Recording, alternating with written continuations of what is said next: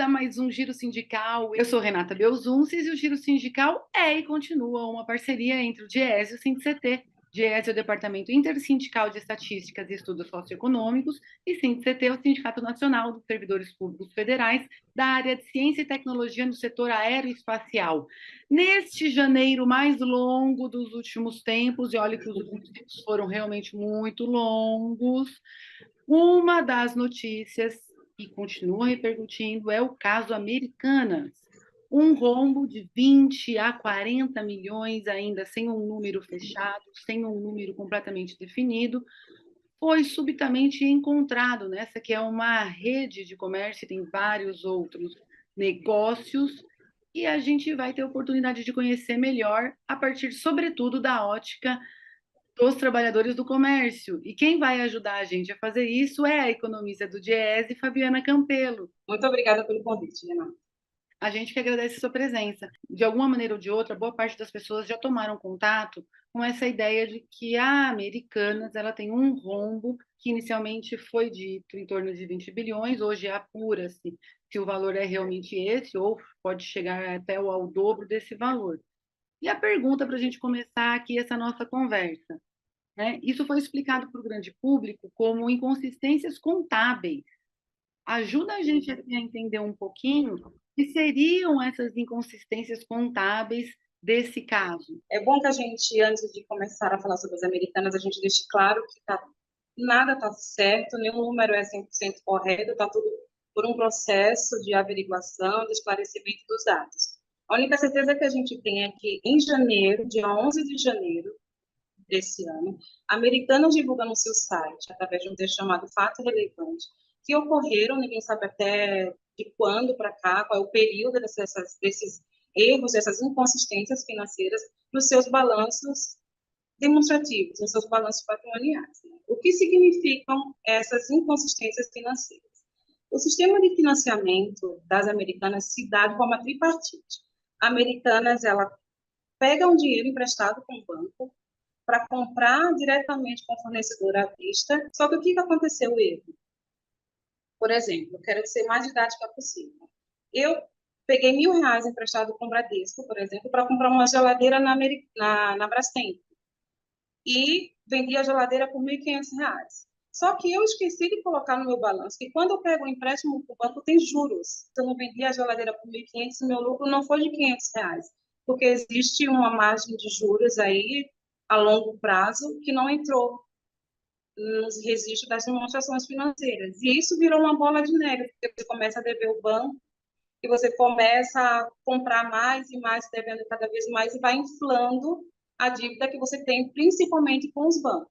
Já se fala que em 49 bi, o maior credor do Grupo Americanas é o sistema financeiro, só para o sistema financeiro é quase 31 bilhões de reais.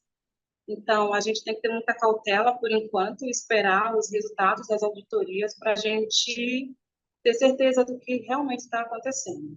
A lista de fornecedores da Americanas está em torno de 7 mil fornecedores. Né? A cadeia produtiva que envolve todas essas consistências contábeis passa por segmentos muito importantes nossos. O sistema metalúrgico, são as indústrias da linha branca, que é um forte de venda das Americanas, geladeira, micro-ondas, fogão, enfim. O sistema de alimentação, segmento de alimentações. Quem nunca foi na Americanas para comprar um chocolatinho depois do almoço? Guloseimas, doces, bolachas, enfim. O sistema de vestuário, o sistema não, a categoria vestuária. O imobiliário, são 1.700 lojas espalhadas em todos os países. Fabiana, mas essa operação de risco sacado é só a Americanas que faz ou ela é comum das empresas tal? Ela é comum nas outras redes varejistas, ela é comum, é uma prática comum. A Magazine Luiza, a Casas Bahia, é comum, não é errado. O que está errado é como ela fez esse trâmite para prestar conta para os seus acionistas. São valores nada desprezíveis.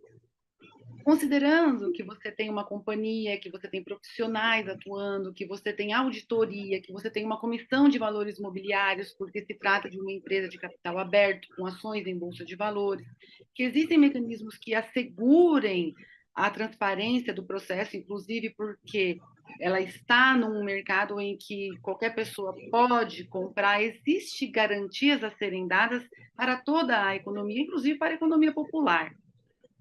Uhum. Nesse caso, como é que é possível que ninguém tenha percebido isso antes? Como é que pode ter chegado a esse ponto?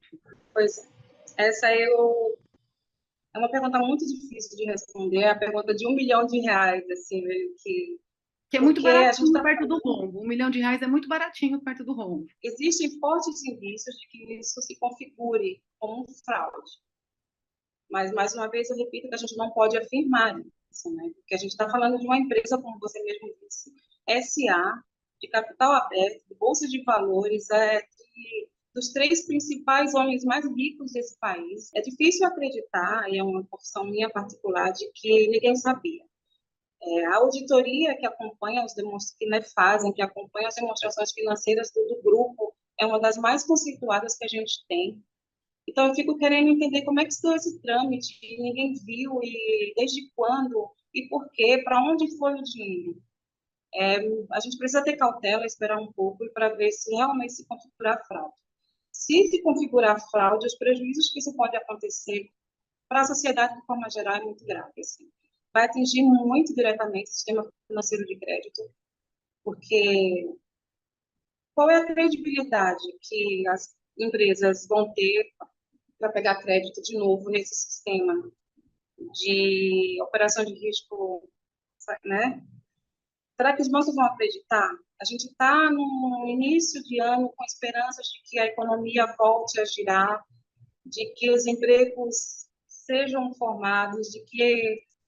Aí a gente começa o ano dizendo que a Americanas, uma empresa que tem mais de 90 anos, ela foi fundada em 1929, responsável por quase 100 mil postos de trabalho, pode falir.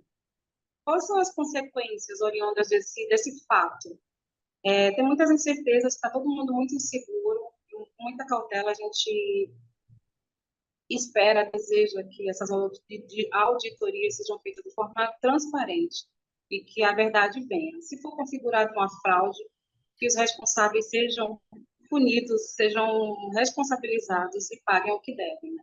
O movimento sindical está muito unificado, está muito unido, entrou com uma ação judicial para que se desconfigure a pessoa jurídica, que as americanas saiam como grupo, como jurídico e entrem os verdadeiros responsáveis, se for configurada a fraude, que eles têm um patrimônio talvez até 3 vezes maior do que a dívida, que eles consigam pagar isso, que as consequências sejam as mínimas possíveis. O giro sindical voltar já.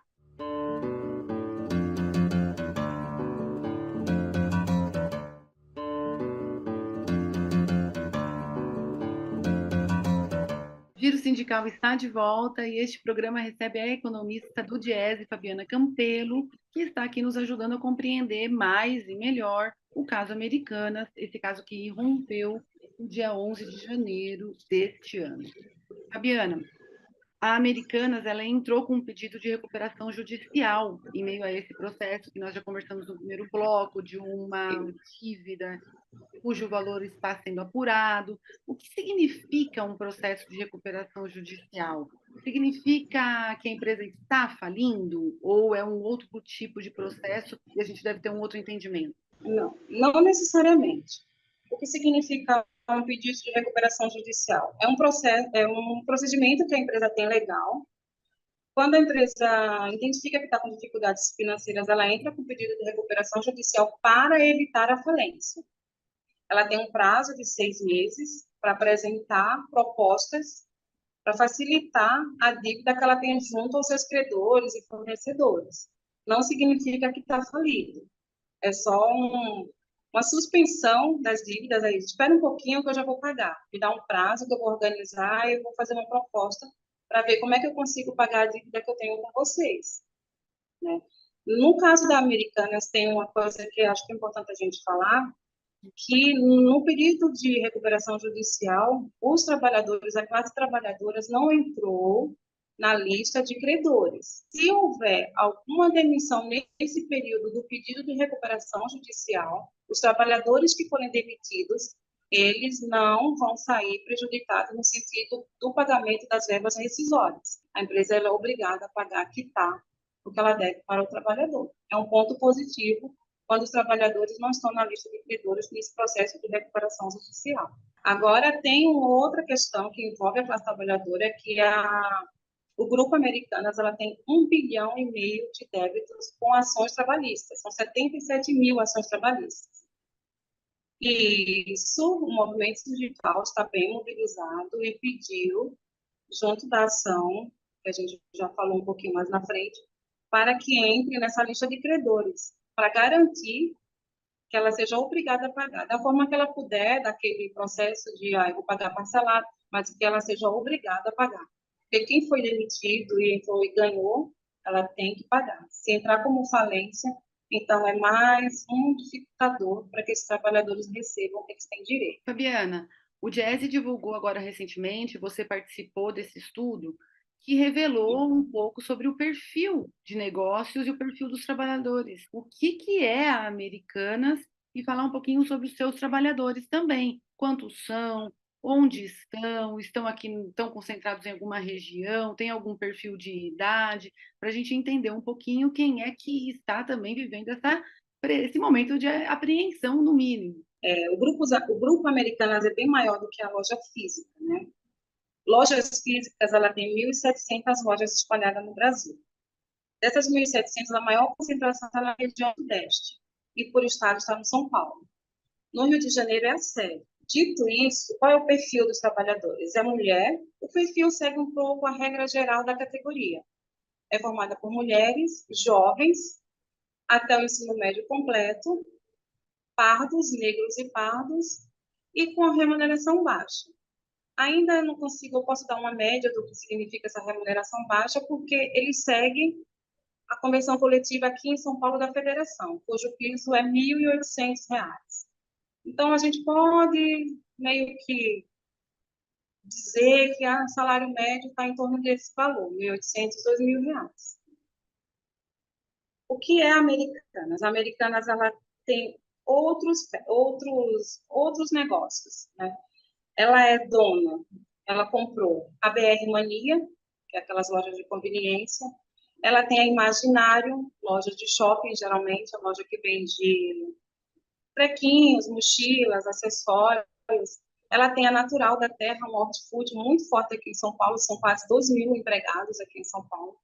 Muitos desses trabalhadores, é bom a gente ressaltar que nem sabe que pertence ao Grupo Americanas, nem sabe que o Americanas, inclusive, eles estão passando por tudo isso, enfrentando um pedido de recuperação judicial, envolvido em todo esse escândalo, em todo esse rombo, em todas essas inconsistências financeiras. Ela tem uma financeira que chama AMI, que é cartão próprio da loja, né? Tem em outros estados com outros nomes, mas ela está no ramo financeiro, está no ramo de alimentação, que são os hortifrutis espalhadas por aí com outros nomes, mas que é isso, e em lojas de conveniência. São 3.601 lojas espalhadas por aí, quando a gente vai no Google, e quase 100 mil trabalhadores indiretos. Desse quase metade são trabalhadores diretos das lojas americanas. Então, a gente fala de uma empresa, não é uma empresa qualquer, a gente está falando de uma senhora empresa de 90 anos, que tem uma responsabilidade social muito grande com a sociedade, que sempre deu credibilidade à marca, que consome, quem é que nunca comprou na Americanas, então a gente tem que exigir dos principais acionistas que eles se responsabilizem pelos que eles estão fazendo com a sociedade brasileira. Fabiana, você aí que está na subseção do Sindicato dos Comerciários de São Paulo, imagino que você tenha acompanhado muito cotidianamente a relação entre os dirigentes sindicais e a sua base de representados. Nas visitas às lojas, na conversa com os trabalhadores, o que os trabalhadores têm retornado de preocupação, qual tem sido o dia a dia deles desde que essas notícias vieram a público e qual tem sido a orientação do sindicato para os seus representados e representadas? Assim, o movimento sindical está bem mobilizado, está forte, está disposto a enfrentar esse problema. A gente já teve 3 reuniões, uma delas com o representante da empresa, a outra com o ministro do Trabalho, e o objetivo principal é manter os postos de trabalho e pagamento dos benefícios conquistados em dias. Isso é uma exigência do movimento sindical que está bem articulado, né? Tem relatos que chegaram a mim aqui, que eu estou na subseção dos comerciários, de que os dirigentes estão indo nas lojas, estão esclarecendo o que está acontecendo através de panfletos, de conversa, de disposição, botando o sindicato, o setor jurídico à disposição, de que eles estão muito apreensivos, assustados, com medo. Tem relatos de assédio moral, de consumidores que entram na loja e falam assim: quando é que vai ter liquidação? Quando é que eu vou comprar tudo baratinho? Vai fechar, né? E não tem noção do que esse comentário pode causar assim, no dia a dia do trabalhador. Os trabalhadores estão apreensivos, achando que vai falir, que vai fechar e que eles vão ser demitidos. Isso tudo engloba não só o trabalhador, mas ele tem toda uma família por trás, né? Quando a gente fala 45 mil trabalhadores, tem um monte de gente atrás desses 45 mil. Então, o sindicato está atuante, está tentando fazer com que as consequências para a classe trabalhadora sejam as mínimas possíveis. Algumas lojas também já estão sendo fechadas, isso já foi observado aqui em São Paulo, mas segundo o representante lá das relações sindicais da loja Americanas, disse que essas lojas que estão sendo fechadas é muito mais um processo antes de todas essas inconsistências financeiras do que desse diagnóstico de fraude, de rombo, de erros. A empresa já, apesar de estar bem assim financeiramente, vende muito bem online e tal, mas depois da crise da pandemia, são palavras dele, algumas lojas que estão apresentando resultados não favoráveis, né, diante do conceito deles do que é favorável ou não, vão fechar mesmo. Então, isso não é por causa das inconsistências financeiras, já está na prática dele, já está. Algumas lojas vão fechar, mas é o mínimo possível, segundo ele. O Giro Sindical volta já.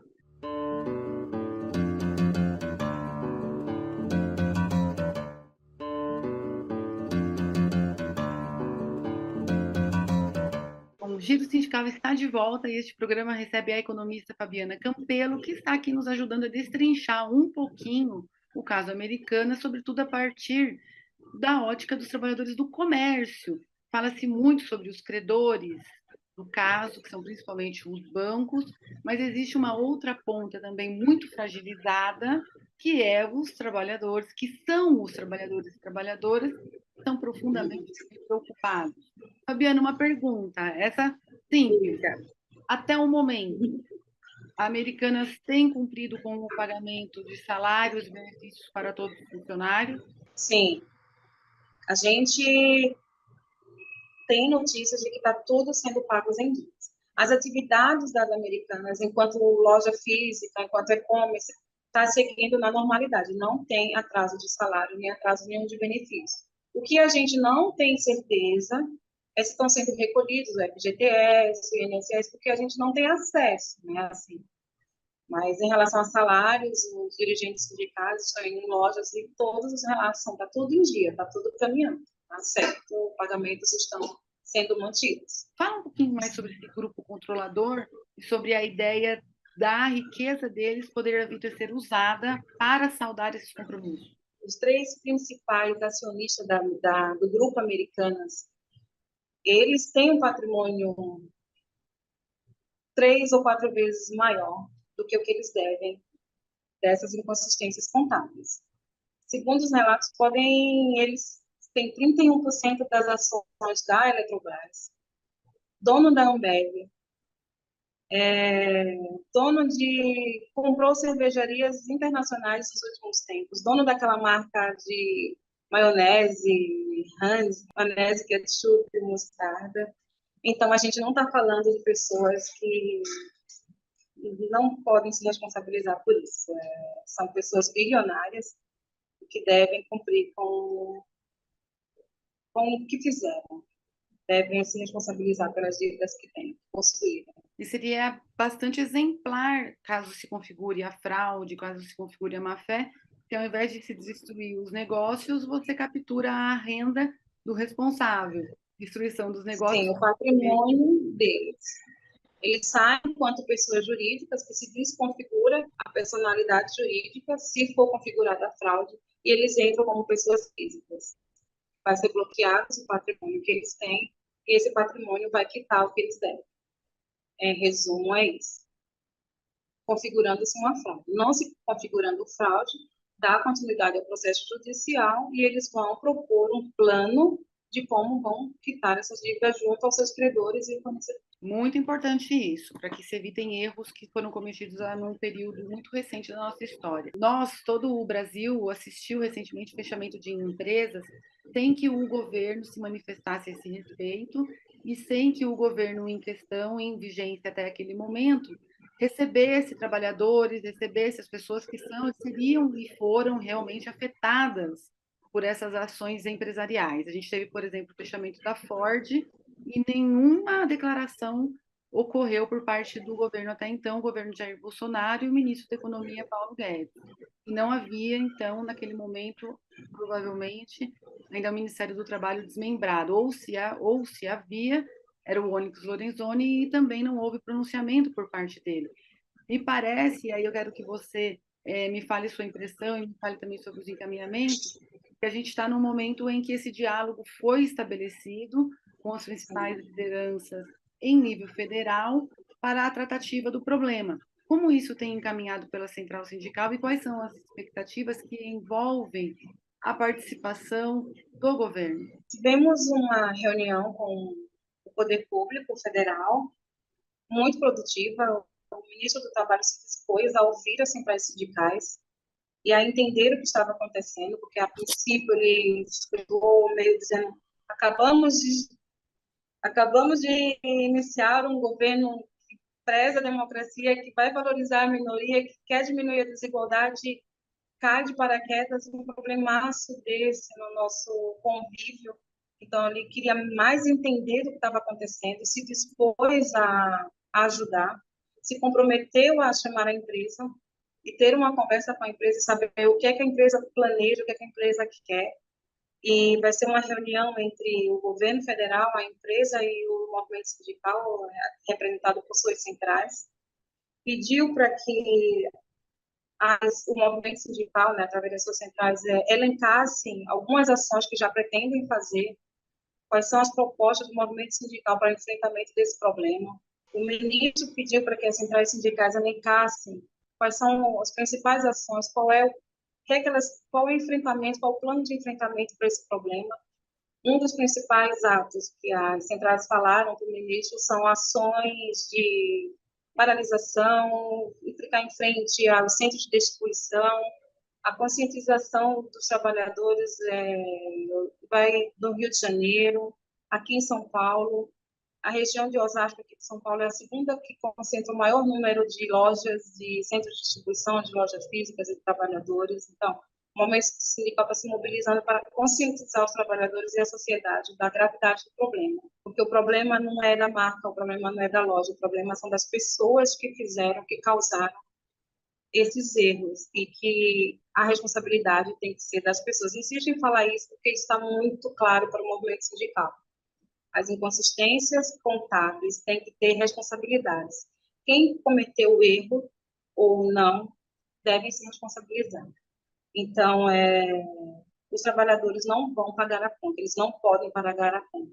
Os trabalhadores sofrem desde tempos recentes com reformas trabalhistas, passaram por uma crise de pandemia, elegeram um governo que acreditaram que ia melhorar as condições de vida deles e da família deles. A gente está passando por um processo econômico de endividamento recorde das famílias, de precarização do mercado de trabalho, contratações ruins, queda na remuneração média, e causar um desemprego desse tamanho, fragilizar o sistema financeiro, colocar em xeque a credibilidade dos financiamentos, endurecer o sistema financeiro, dizer: e agora? A gente vai fazer de novo isso contra as empresas? Será que a Ambev, que tem o mesmo modelo de transação financeira, está cometendo esse mesmo risco?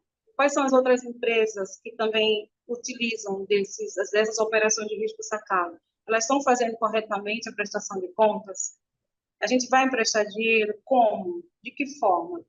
Então, tem muitas incoerências, tem muitas dúvidas e muitos questionamentos. É bom que a gente tenha consciência disso. Espero que os resultados dessa recuperação judicial tragam bons frutos para a sociedade de forma geral. E esse giro sindical fica por aqui e nós já nos despedimos. Seguimos. Obrigada.